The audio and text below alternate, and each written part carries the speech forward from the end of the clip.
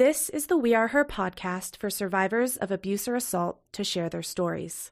I'm your host, Emily Kemp, and I'll be having a conversation with a different survivor each week. I want to be sure to include a strong trigger warning with this podcast. The content we discuss includes topics related to violence. Listener discretion is advised.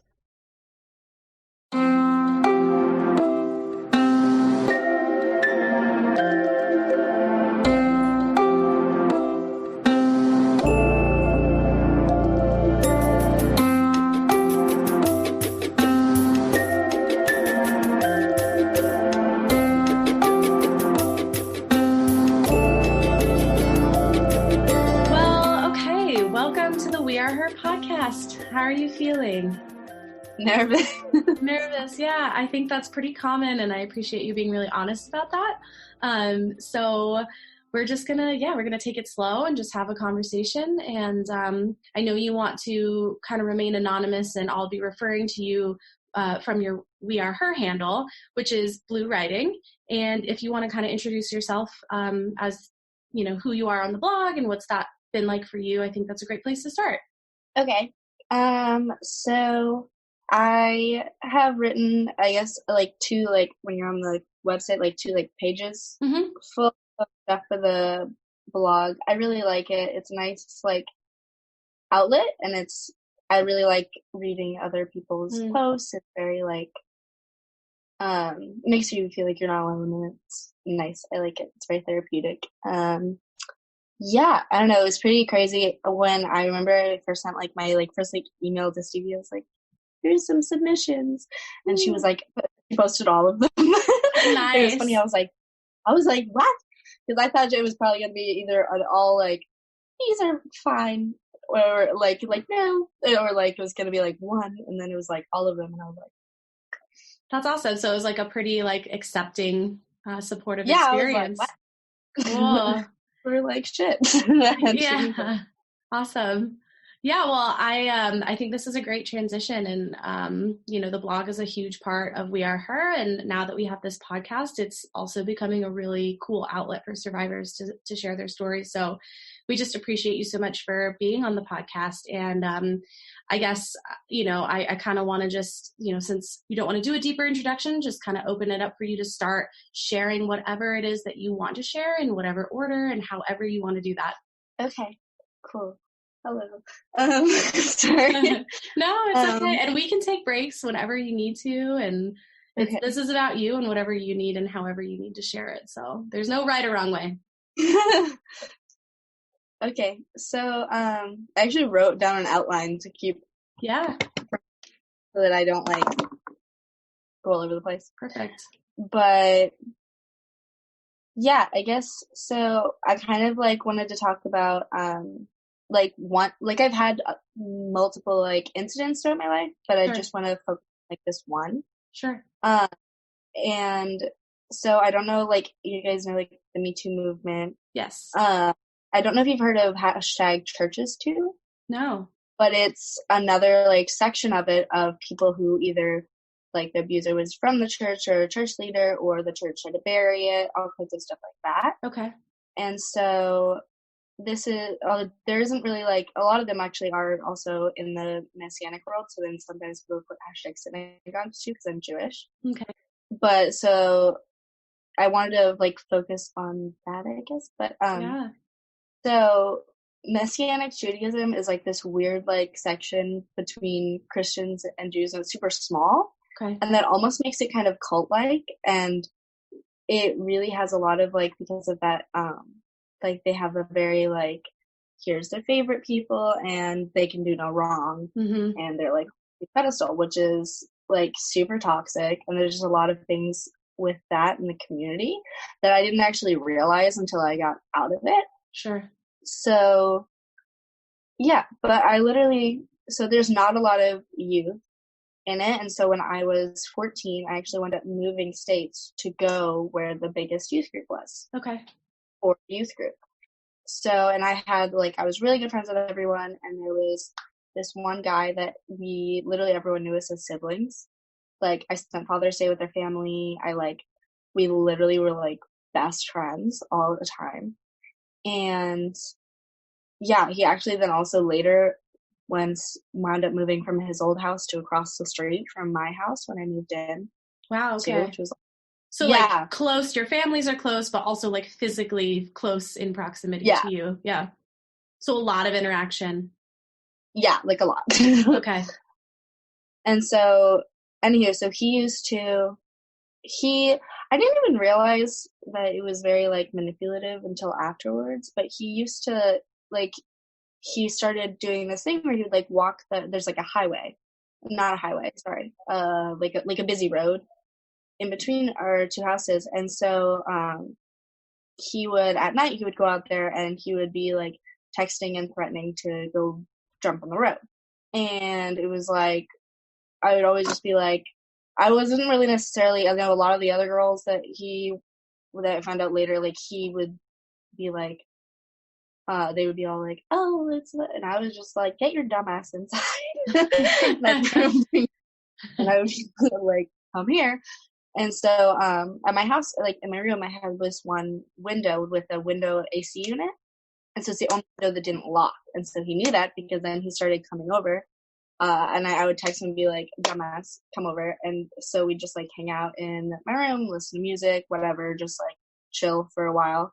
And it would normally like we'd hang out from like midnight to like 5 a.m. because that's like when his parents woke up. And so I was trying to like distract him to not do something stupid. Right. Yeah. So, it sounds like that too is like it sounds like that has that was kind of manipulative. You know, there was definitely some intention behind sending those text messages, and other people weren't addressing it as forwardly as you were, and you were the one to kind of open space up for him, and he took advantage of that. Yeah, I didn't even realize that there's so many things that like after everything happened, I looked back and realized like we were super screwed up. Right. But hindsight 2020, you know, in the moment you're just trying to be a good friend and help your friend and be supportive, and then, you know, sometimes you don't know until it's too late. Yeah. Like for instance, actually, so he had explained to me one time, he was just telling me like about experiences, and he told me one night before this all happened, and I don't know why I didn't realize it at the time, but he essentially told me he assaulted 3 girls before me. But he worded it in a weird way, and so I guess I didn't really understand it until he started saying the same thing about me too. Right. And so then I was like, oh, okay, yeah, no. Right. So yeah. So one of the nights that he like came over through the window, blah blah, he raped me. And like he said a lot of like really like screwed up things too, like during everything. Like he would tell me that he was trying to fix me for a future husband, and that it wasn't normal for a girl my age to not want to do these things. And he's saying he wanted to show me how much he loved me, and then he just was telling me a lot of things about me that he liked during everything, which was like, so like I wound up like shaving my head because like he loved my hair, and I started having like panic attacks about my hair for a really long time, and just like, yeah. So that was that whole night.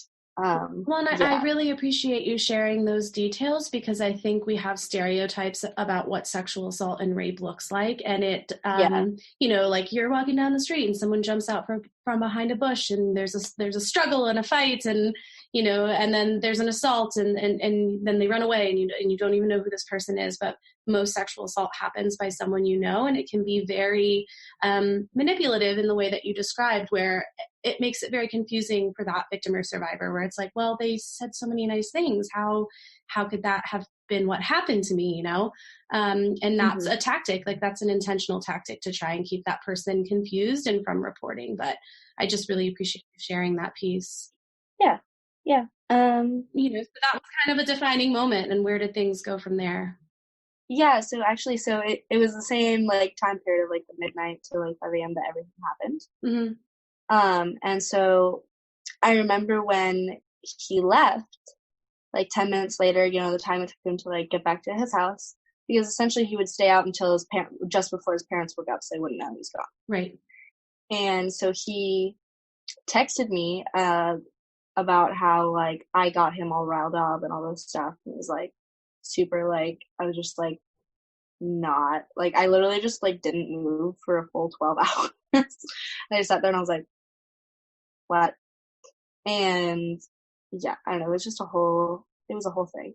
And then so I wound up texting him and saying like, this is not okay. Like, but I was also like super confused. So I was like, can we go back to how things were before? I was like, you're like my brother. And like literally, I probably should have said that earlier. Literally did I say everyone knew us about as siblings? Yes. Yeah. So it was like a very public, a very known, like strong bond that you had with him, and you were best friends. Right. And so so I texted him and I was like, blah, blah, and he admitted it and he apologized. And it was like weird. And I was like, okay. But then he also continued to, he actually went out of town at the same time. So it was good because he started texting me that he wanted to come over again and all this stuff. And I was like, no, but so after those initial texts, a week later, it was on a Thursday. And then the next Tuesday, youth group nights. And I told the youth leader.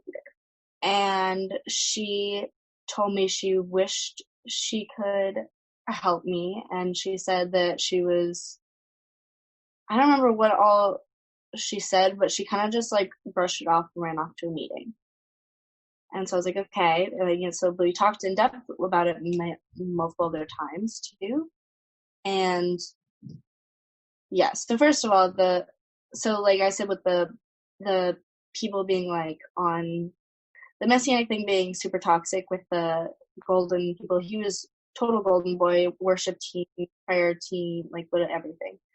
And so she actually wound up, because I have also like texts again that showed between us that I was telling her like he assaulted me, like I don't feel comfortable going back and all this stuff.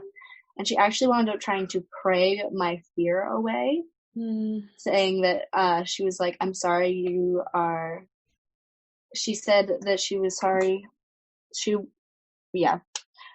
was like, I don't know. She just like started to pray that way. She was like, that I'm afraid of him. It sounds like she was trying to put it on you, and like the responsibility for, making things better was on you, and not at all acknowledging, the very real trauma that you went through, and just sort of saying, I'm sorry that happened to you, and what are you going to do about it?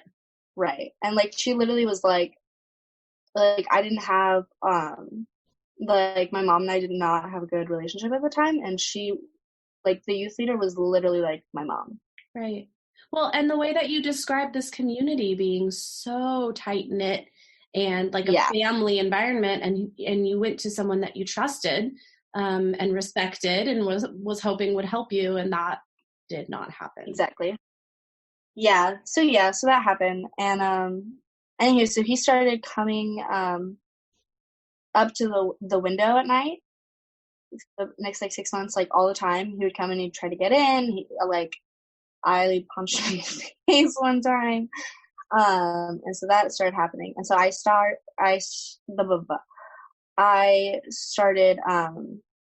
like, I already had some sleep issues, but I literally physically would not be able to fall asleep until 5 a.m. when I knew that. Right. That's your body in full survival mode, knowing exactly what you needed to do to stay safe. Yeah, no, I was literally like terrified. Yeah. Like, so many times on like I was like, there's like person, and obviously he would be gone by the time they got there, and it was like awful because I like was sleeping, and that's not good. And I also first of all, it was my senior year. I was an all AP. I was working 30 to 40 hours a week. Right. But I had a lot of things to do that I needed sleep for. So he stayed the golden boy with everything. And actually, within 3 months after it happened, another girl in the youth group messaged me and told me that the same thing happened to her. Well, she didn't know what happened to me, but she said, she was like, because people used to like come to me a lot because I don't know, I guess I can be a good listener or whatever. But she was like, hi, this happened to me. And I was like, and I was like there for him. We were talking about it, but it was like frustrating that nothing was done. And so he's still in the position in the youth group to keep doing this. And that girl was literally, I was 16 and she was like 14. And he was 18 at the time too. It was a whole thing. And at that age, like even a few years makes a big difference. Like developmentally 14 to 18 and even 16 to 18 can be a big difference in your life and where you're at. And being that older person in a position, of sort of authority and having a certain kind of reputation and people respecting that person, it puts them in like a prime spot to abuse that power. Oh yeah, no, 100%. I think the post was from you guys on your Instagram, where the one that said about as good as they are grooming victims, they're good at grooming the other people. Yeah, the other people in their lives. Mm-hmm. Yeah, and I think that's a big part of that, like especially with him, the whole situation, and yeah. But anywho, so because of how it was treated, I honestly didn't know I could go to the police or that I should. And so about 6 months, it was literally like on the anniversary, like 6 months later, I had like just like a full-on breakdown, and I was on the phone with my friend, and I like everyone knew like I was also in the worship team. I was also in a step. So when I dropped out, everyone was like everyone knew, but no one knew why. So I broke down and I told my friend what happened, and she like helped me go to the police and was like telling me that I needed to do that. And I didn't even realize that what the youth leader did too was messed up as well. And apparently it was actually also part of it, because once we started the court case, they said that it was their mandatory reporters. That's the thought I was having too. A lot of people who are in their job, if your job is to work with youths or people under the age of 18, you're usually always a mandatory reporter. So the fact that she didn't is not just wrong, it's illegal. Yeah. So when I went to the police too, the problem was I struggled really bad because you have to tell them every little detail. And so I literally, I kind of almost went into like child mode. They literally had to bring out like a doll because I couldn't speak. And this was a whole thing. And like, yeah. So then the detective, though, he was amazing and like super great. And like, he told me, he was like, I really wanted to arrest this person. It was funny. But he actually wound up being able to arrest him because of the text. Mm-hmm. And so he, because of the text, and then apparently he told me that when he went to their house, he walked in and said this, and his dad was there, and he was there, and he said, what's this about? And the detective looked at him and said, why don't you tell him? And apparently he did. So it was another thing. So it was an admission of guilt right there. Yeah. So it was like, if he wasn't guilty, he would have been like, I don't know why this cop is in my living room. But the fact that he could, guess, quote unquote, what it was about, really showed that he knew exactly what he did was wrong. Yeah, no, absolutely. So anyway, so he was arrested for, I don't remember how long, but it was just until they got like the bail thing.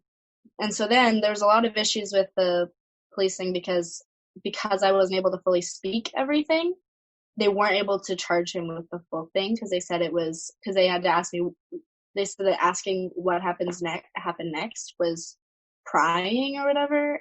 I don't think that was the term they used, but there's like a legal term where they were saying that like it doesn't, I don't know, that like it didn't. Like opportunity lost, that ship has sailed, like you can't go back. And that's so interesting and really messed up.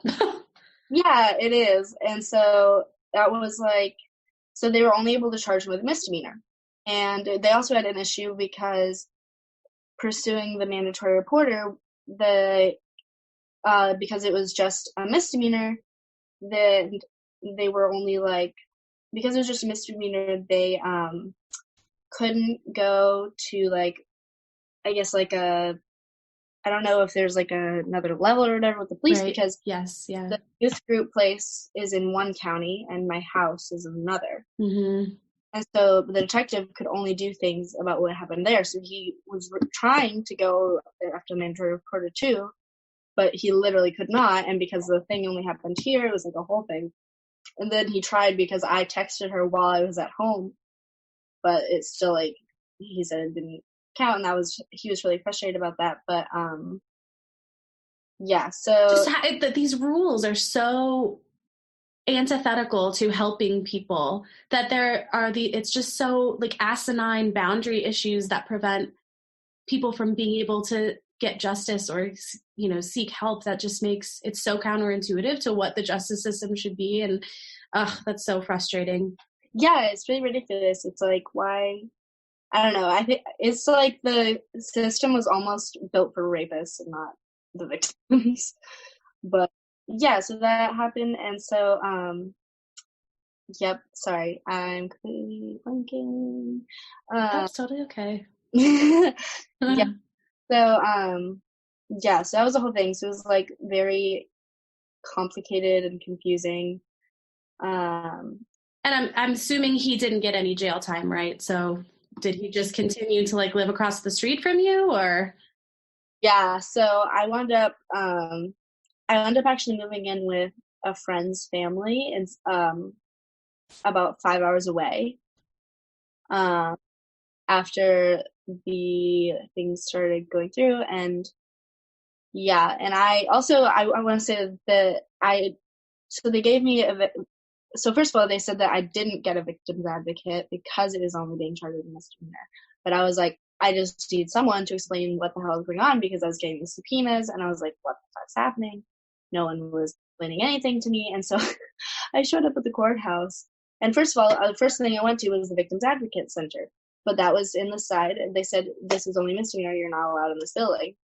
Because, yeah, I was like, okay, so what do I do? And so I went over to the people who charge them. Oh, the prosecutor's office? Yeah, I went to the prosecutor's office. I was just like sobbing, and I was like, I need someone to explain to me what the hell is going on. And so finally they brought a victim advocate over and like talked to me. But she didn't even totally explain everything, and it was still confusing. And then every time I tried to call for a question or because of updates of things I was getting, they either wouldn't pick up, or I'd leave a message and they would never call me back. And I was over and over again just trying to figure out what was going on. And so eventually, finally, because I pushed really hard, I finally got like a phone. They said I could do like a phone call conference with the advocate and the prosecutor. And so they finally explained to me like what was going on. And so they asked me, you know, if I wanted to go to trial or if I wanted to like settle, like what I wanted to do, which even though they said that the whole charging him was not up to me because I was a minor. But they asked me, and I was like, I don't really want to go to a trial because that's a lot. But I was like, but what do you think is like the best to like what are your options? Yeah. And so we wound up settling, and so he said he would plead guilty if we just took off the word sexual. So instead of sexual assault, it was just assault. So yeah, and I was like, that was like what he wanted. And so I was like, okay. So he has it, and then he got probation for 6 months. And he got supposedly he was supposed to get it was called a sexual deviance like testing, like a test. And that's it. And then a 1 year no contact order, but that's it. Yeah, that's not justice, and it would leave you feeling so unsafe. I mean, this person lived across the street from you, so it makes total sense why you wanted to move 5 hours away to get some level of safety. Yeah, he also like, so when they went after, because they tried to go to the synagogue and say like the like detective before the case started was like filed, and they refused to talk to him. They like literally he went there like 10 times and they wouldn't speak to him. And so that was another part of it, because they also, you know, he actually went farther up in the like leadership over this time. So not only were they trying to like shove it away and like bury it, they also were literally like making him more of a golden boy. So I was like, what the fuck? And this is a community that's supposed to love you and support you and be a home for you. These are supposed to be like your people. And they not only abandoned you, but they sort of threw you under the bus. Yeah, it was kind of like, we're going to be like, and like lift him up and throw you in the garbage. Yeah. So, yeah. And then, so after the, just right after the court case started, after he was arrested the first time, he started telling everyone in the youth group and in the, like, youth that I was filing charges against him, and that I just, like, that I made it up, that what happened was, like, consensual, and that I just felt guilty afterwards and all this crap. And so all of the youth group, not only on top of me not being able to go because of that, they started harassing me, calling me a slut. I had lost literally all of my friends because they all took his side and texted me, like, how could you do this, and all this, like, really shitty stuff. And so literally, like, lost, like, everyone, and, like, it was horrible.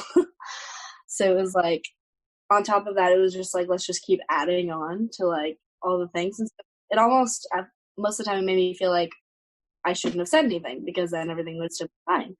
But then it was like, no, because then, you know, there was another girl within the next 6 months, and he actually is now not allowed at the synagogue, but now he's in a big a mega church, which now he has like more people. But and all these pieces that you're talking about and that you're speaking to, are they, you know, people ask the question, like, well, why didn't you just go to the police? Like, why didn't you just report this person? And it's like, you know, when you actually dig into people's stories and really hear how hard and traumatizing it was for them, it's like, no wonder people don't report. Yeah, no, and they actually, when I went through the reporting, and I just say the detective that wound up taking over my case was incredible. He was great. But the person who interviewed me, they didn't have any female detectives. And so I was like, I can't talk to a guy about all this. So they brought in a lady who, she wasn't exactly trained. And she continuously kept saying, like, what were you wearing? What were, like, she'd, like, interrupt me and say that. And, like, and then she started saying, you know, why did you wait 6 months? Why did you blah, blah, blah? And so my reaction was literally like, I didn't know I was supposed to. I didn't know I could, like, because this is what happened with the youth theater. And so that's when that started. So it was like, yeah, I don't know. It was just like a bunch of things over and over again. Mm-hmm. But yeah, and then it's just frustrating because then there was another girl in the youth group, you know, not within 3 months of this happening. And so it's like, who else? And then her older sister later on too.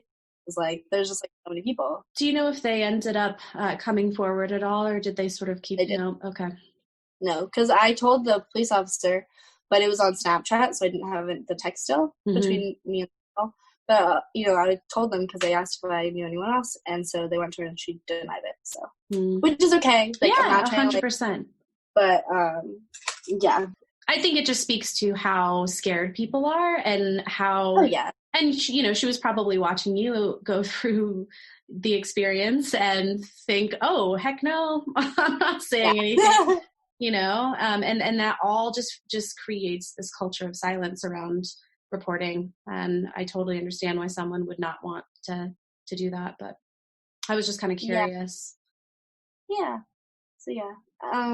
But yeah, and then also, I did have some people, though, in the leadership, actually, because I was about to move, to another state, and this rabbi up there who I've known since I was little, he, like, pulled me aside one weekend, and he was like, do you need anything? Like, we're here, and it was really nice, and he was, like, really upset about it, and he actually was, so they had, like, a big meeting thing or whatever with all the rabbis about whether or not they should, like, kick out the youth leader and all this crap, but, you know, obviously it didn't happen, but he was very, like, upset for me, which at least there's one person that was, like, there.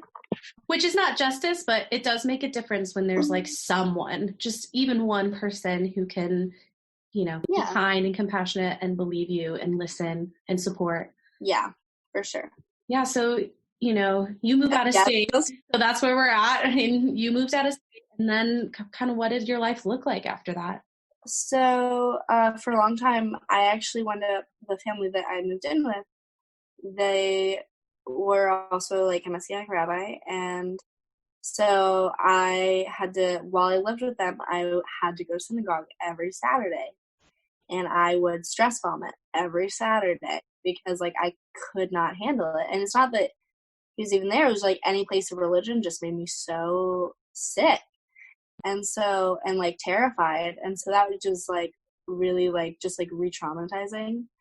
And then so like that was like awful, but I'm finally like I'm not in a place where I'm forced to go to any place of religion right now, so that's good. I'm like working on getting my own place, but yeah, that was like awful. And I was for a long time just had like a lot of like issues. Like right now I'm growing my hair back from being shaved because of the whole thing. Like it's just lots of things. I actually wound up like sorry, like backtracking. Yeah, that's okay. Before, actually, two things. Before this happened, he actually knew about the stuff happened to me as a kid too. So that's kind of like, I don't know, more screwed up. But so I, since I was like really little, had struggled with an eating disorder, and like from like ages 6 on, and then when I was 10, like started struggling with like self-harming. And so I had been like okay for a while with those things, and then this happened, and it was like really bad. It was like the worst it had ever been. I dropped. I'm like almost 5'9", and I would drop down to like 75 pounds. It was bad, and so like it was a whole thing, and so that was like a big part of like just how I coped with everything for a really long time. I'm actually finally like better with that stuff, but it took a long time. Yeah.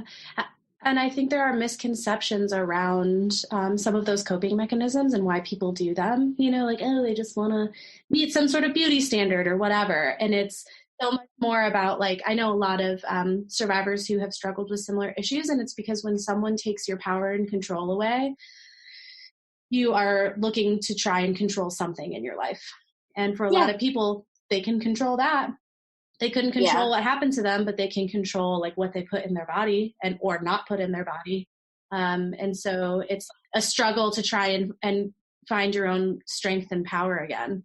Yeah, absolutely. So yeah, that was the thing. But yeah, a lot of people think it's not that, and it's like, I don't know, there are a lot of misconceptions around both of those things, and like, yeah, I don't know where I was going with that, but no, that's okay. I really appreciate you sharing that. I think it, again, just shows how, you know, something like an assault happens and it's not like, okay, well, now I just get over it and move on with my life. Like there's a ripple effect that can have a devastating impact on people for a long period of time. Yeah, no, I mean, I finally am actually like sleeping at night, but like it took a long time, and like I still have nightmares. I'm finally on like medications though that are working. So like that's good, but it's still like that stuff doesn't just go away, you know. And so actually for a long time too afterwards I started like binding, just because I would have like these physical flashbacks like all the time. If anything like brushed up against my chest, I would have like huge meltdowns, and so I started doing that too for a long time, which actually left me like bruised and bleeding a lot because I had it so tight. So yeah, I don't know. There's just a lot of things with it that like, yeah, I don't know. And yeah, I don't know. It's just a lot of things. It just doesn't go away, but it does get better, but it doesn't like disappear. Right. You just learn how to like develop better coping techniques and find healthier ways to kind of deal with things and move towards healing. And so I'm curious, and I would love to hear more about like what that process has looked like and felt like for you. Yeah. So writing has been a big thing for me. I'm actually writing a poetry book. Love that. Yeah, but I actually have a tattoo. Never mind. But sorry. Okay. Writing has been a big thing for me. It always has been. I mean, I literally right after it happened, and I was sitting, I like was sitting for just like the full day, like, and just like didn't move, I actually wrote like 5 poems on my phone while I was sitting. Yeah, because I was just like, what the fuck? And so, yeah, I don't know. It's been a lot of writing and a lot of like, I guess what I've been learning also to just like to, so, okay, so my therapist actually, so my therapist told me actually, she kind of like put it in a way that I didn't think about. And she was saying how like, if I'm hurting myself because of like others, I'm just adding more hurt to myself. And so I'm not like fixing the problem and just making it worse. And so she was like, so why would you allow them to like double hurt you? And I was like, I don't know. Good question. Yeah. But oh, therapy. yes. So helpful and so hard sometimes. Yeah. I really liked my last therapist was really great. But yeah, I don't know. It's just been a lot of writing. It's been a lot of just like time, because for me, sometimes it wasn't even just like sometimes like it started the self-harming with when I had a meltdown or flashback, like only like at like really bad times. And it wound up after this becoming like a daily thing and like multiple times a day at times. And so it was like, I know it was like an addiction, and it was like the only way I could go throughout the day. And so for a while it just happened with like, just like for a long time to get out of it, it was like just like doing a lot of things to make sure that like I just like wasn't doing it, so that I didn't have like that. And then after that, it was then working on when the big meltdowns happen, what do I do to like replace it with something else? Yeah. And so yeah, writing has been a big thing, or talking to someone, or just kind of distracting a lot has been really good for me. But I go running too a lot. I love running. Yeah, I don't know. It's just like a lot of it was just time. And it's not even like I'm not like 10 years out of this or anything. I'm like 4 years out of this.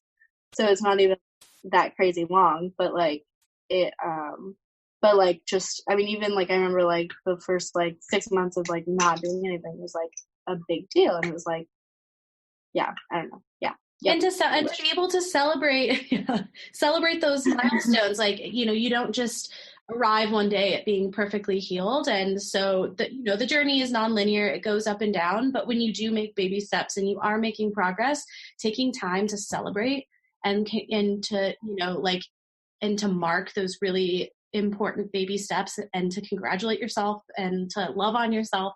I think we forget about that. We're just like, oh, why am I not farther along? And why am I not doing better? And if we take a step backwards, we shit on ourselves and like beat ourselves up about it. But then when we take a baby step forward, we don't like celebrate very much.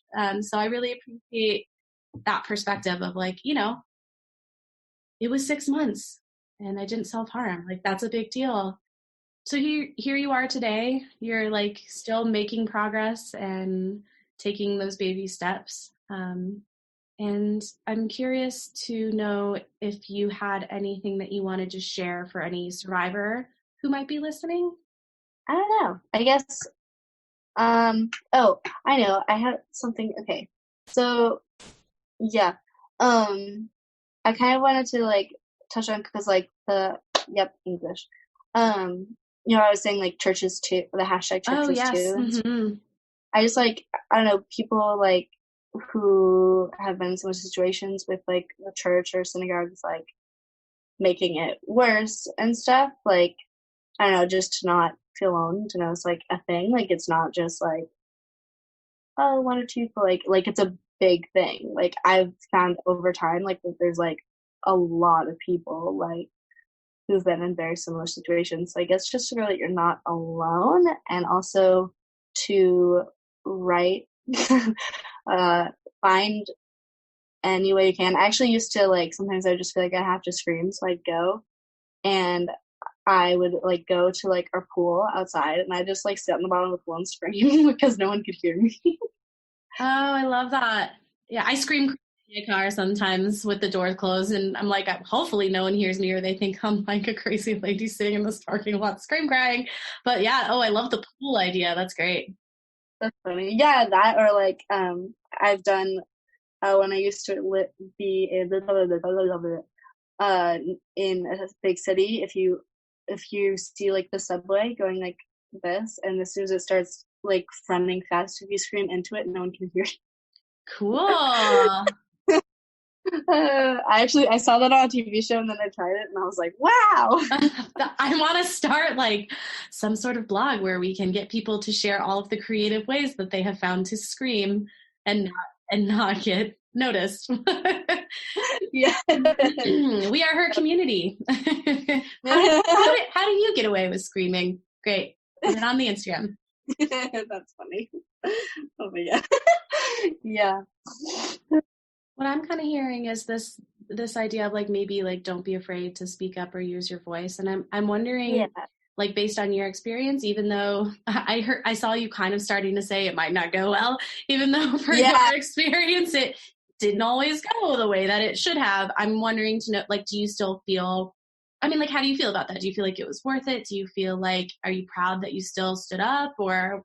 I don't know if I am. Part of me almost thinks that I should have never said anything. But at the same time, I would have never left that toxic community if I hadn't gone through all of that. And I don't know where on earth I would be if I was still there, because, I mean, there's so many things with that too. Like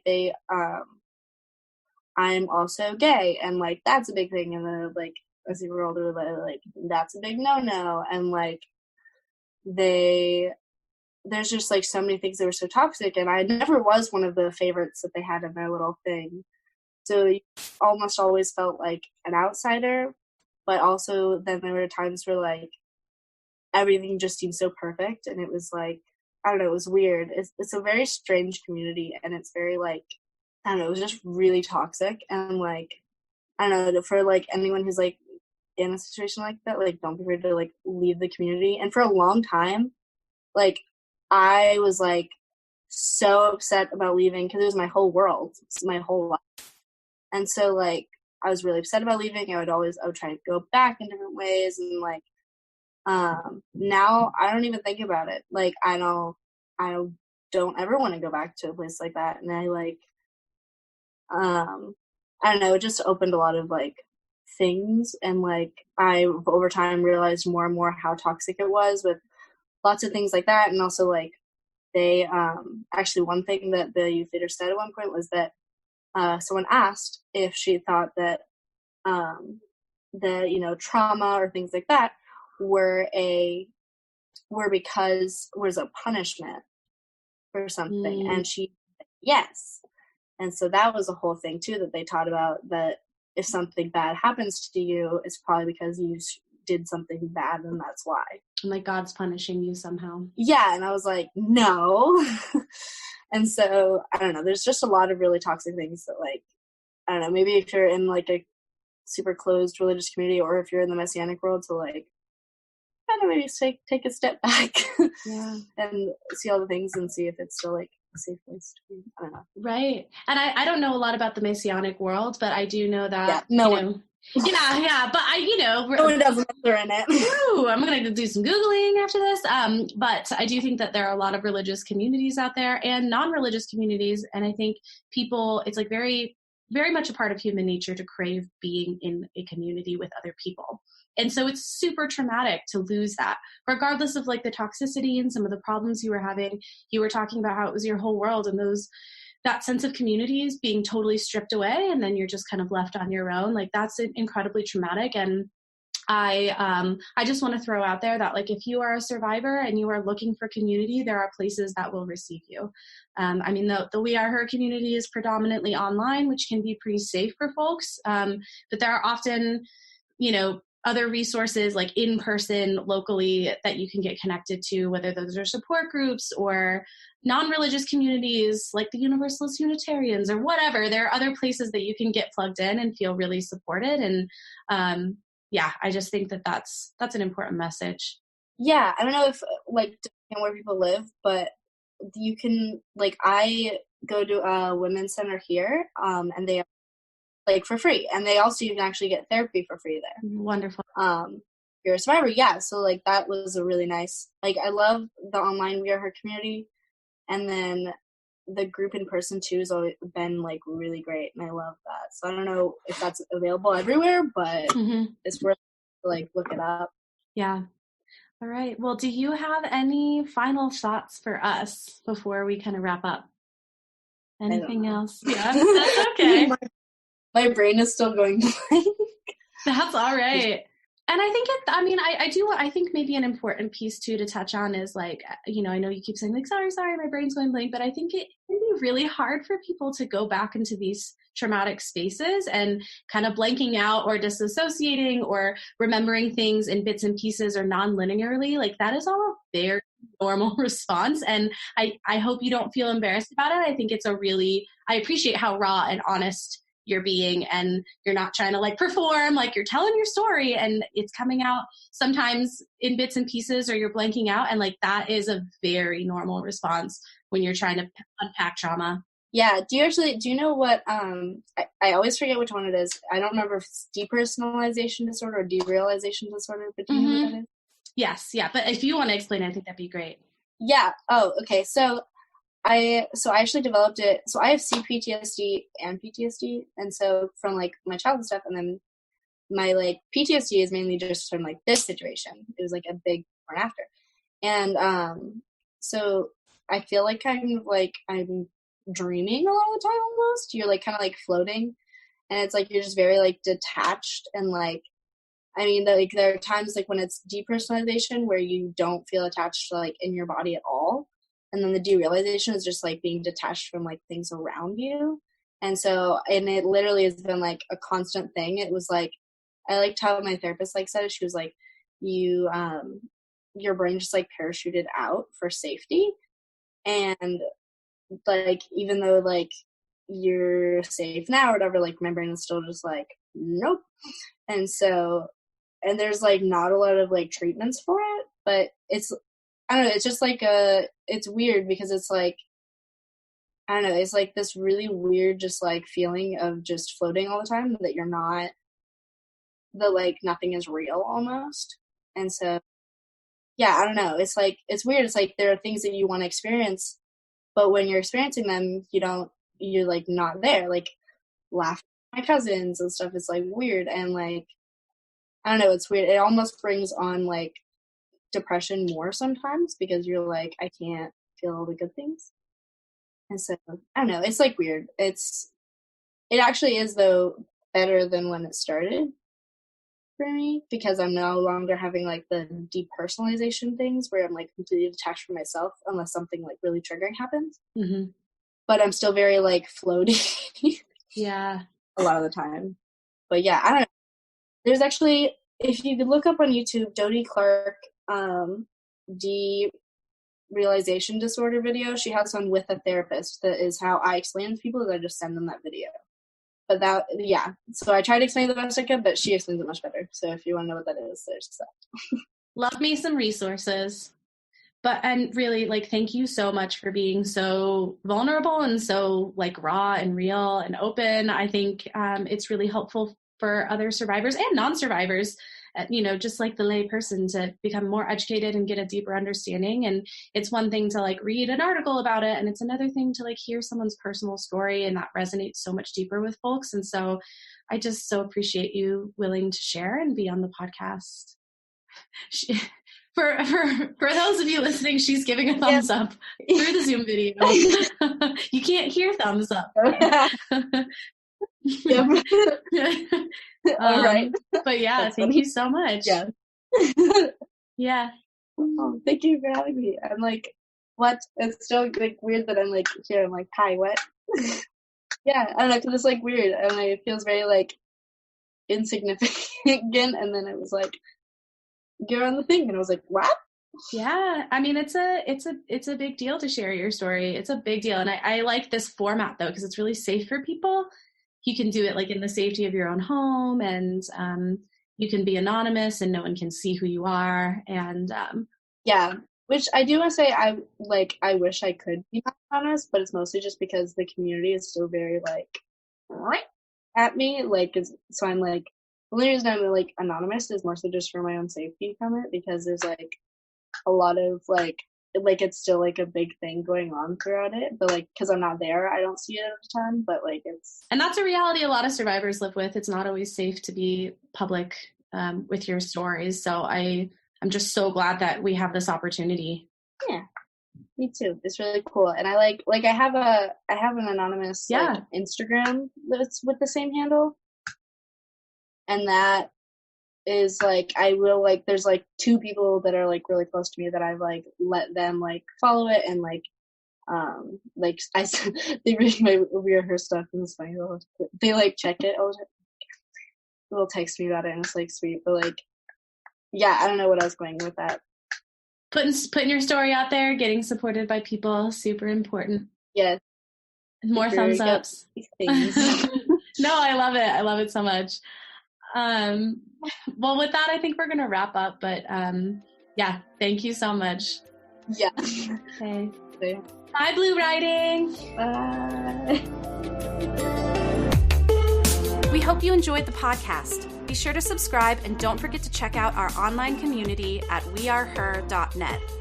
If you or someone you know has experienced abuse or assault, you can always call the National Domestic Violence Hotline at 1-800-799-7233.